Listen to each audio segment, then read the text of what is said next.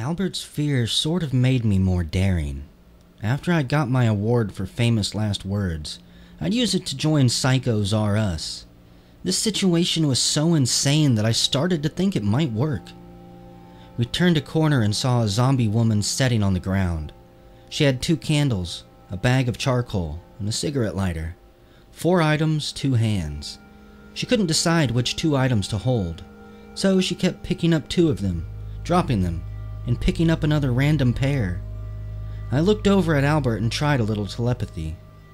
As usual, the results were nothing to worry the neighborhood skeptics. Since Albert wasn't picking up on my silent message, I stepped forward and waited for my opportunity. The next time the zombie girl dropped her candle and lighter, I simply reached down and picked them up.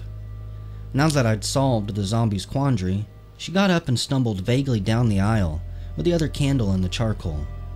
I started to pass the lighter to Albert, then changed my mind and gave him the candle, which I lit. I preferred keeping the thing that actually made fire.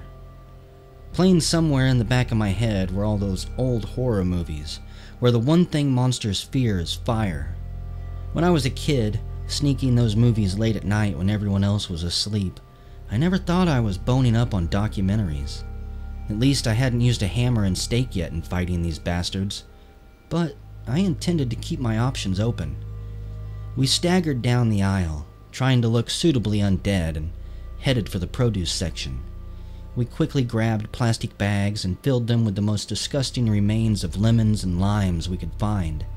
The limes weren't even a little green any longer. They were dull gray with black splotches. Although the lemons were still yellowish in spots, the other colors were dark and unwholesome. They were the sort of colors I preferred ignoring. Other zombies began gathering around us and just standing there. Maybe our purposeful actions were too purposeful. Did these idiots have the brains to recognize non-zombie behavior? I tried to think and look stupid, but that wasn't what was required. Pretending to be mindless is much more difficult. I let my mouth hang open and tried to work up a good supply of drool. Albert picked up on the idea. The fact I found him immediately convincing shouldn't be taken as a put-down. But man, did he look the part when he put on his goggle-eyed stare. The act seemed to help a little. Some of the zombies left us alone and found other things to stare at. One large black man, what had been a black man dressed as a high school coach, continued to block our way, staring at the basket of rotting produce instead of us. He started to get on my nerves. When I moved either to the right or left, he shifted slightly, just enough to suggest he was willing to block us if we wanted to move up the aisle. We might very well want to move up the aisle because the crowd was starting to press in behind us, cutting off that avenue of escape. I couldn't remember if we had closed the door behind us when we sneaked in the back. Other zombies could be coming in that way. Dead feet shuffling forward, guided by dead brains to regain a fragment of the living past. A sound came out of nowhere. It was so strange that I didn't even associate it with the walking corpses hemming us in. It was sort of a low, mewling sound, coming deep from within chests where no heart beat. A humming, rasping, empty, lost, mournful, aching sound. A chorus of the damned calling out to any living humans left in the world as if to say, "Come join us. Life's not so good. Come and be with us.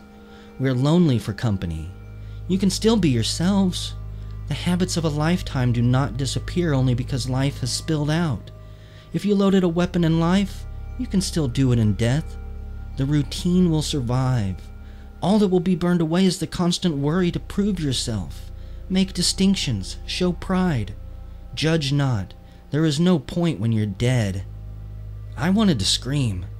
I wanted to take my 10mm and start firing and keep firing until I'd wiped them all from the surface of the earth. Above ground was for the living. The dead belonged underground, feeding the worms, who still had a function to perform. The zombies were the pure mob, devoid of intelligence and personality. Staring at them in their own flickering candlelight trying to pass reminded me how much I hated Linus Van Pelt, who said he loved mankind. It was people he couldn't stand. Earlier I read a book by H.L. Mencken, who said he had no love for the human race as a whole, but only for individuals. Individuals. The whole point of evolution. Individuals. The only justification for the American Revolution. For capitalism. For love. There were only 2 individuals in this cemetery that used to be a grocery store, and I was one.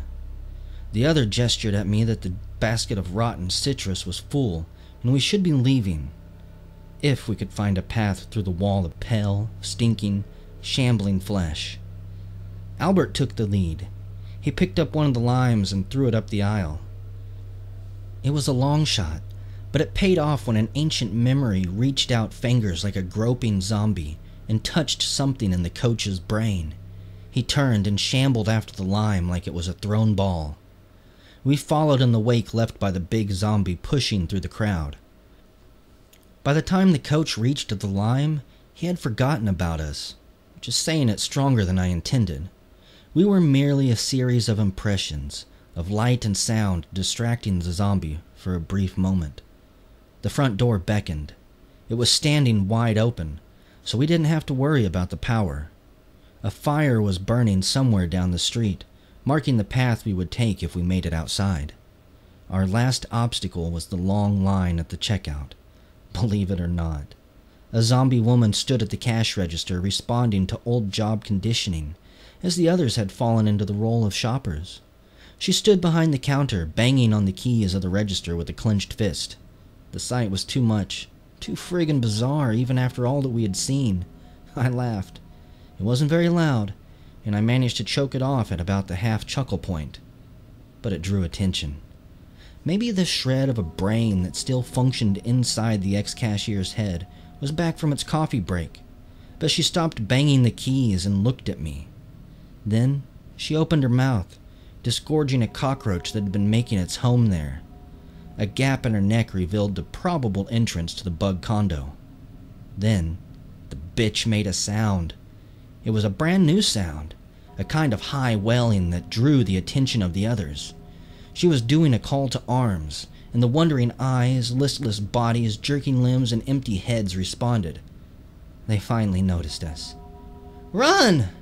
I shouted, and I didn't have to tell Albert twice. There weren't very many between us and the door. Albert used his bulk to good advantage, and while he cleared the path, I readied the AB-10. I waited until we were through the door before spinning around to take care of business. Sure enough, some of the zombies of higher caliber followed us through the door. I expressed my admiration for their brainpower by answering with my machine pistol. It felt good to be killing them again. Most of the zombies in the grocery store didn't have weapons, but the ones who followed us outside were armed. I always thought there was a link between intelligence and defending yourself. Apparently it even applied at this almost animalistic level. The zombies returned fire. Albert saw I was in trouble and ran back to me, Uzi ready. "Keep running! It's all right!" I shouted as he took down a pair of mom and dads who took turns unloading the family shotgun in our direction. As they collapsed in a heap, other zombies I had shot got back up, fumbling with their weapons. Before they could get off another round, zombies coming up behind them fired, and the bullets tore into the front line of zombies. We booked. The fly tactic worked its magic. The front rank spun to return fire against their clumsy compadres. By the time we got behind a row of munched cars parked by the curb, the zombie melee was in full cry. A bunch of spinies appeared from somewhere, and had their hands or claws full trying to stop the melee. "Good job," I said in Albert's ear. "The Lord's work," he said, smiling. I didn't know they were such a contentious lot. He quoted a line, I don't know if from the regular Bible or the Book of Mormon. "Satan stirreth them up continually, to anger one with another." You said it, brother. We had to get back to Fly and Jill. They'd be able to hear the ruckus and would wonder what hornet's nest we stirred up. And it was nearly 2200. I thought about Albert as we made time. There was a lot more to this beefy Mormon than I'd first expected. Fly and I had done all right when he'd joined our team, or we joined his. I'd bet on all of us, even Jill. The reasoning part of my brain ran the odds and concluded that we were screwed. It had done the same on Deimos, where Fly and I had beaten the odds so often as to give a bookie a nervous breakdown. That was with just 2 top-of-the-line human beings against boxes of monsters. Now with 4 of us, we had the boxes of monsters badly outnumbered. Albert and I entered the alley that felt like home after the grocery store. One advantage of fighting monsters was not having to worry about identification and who goes there games. There was a certain gait to a running human that the zombies lacked. They forgot a lot about being human.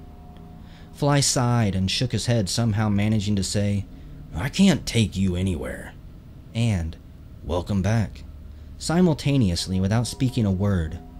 We were together again.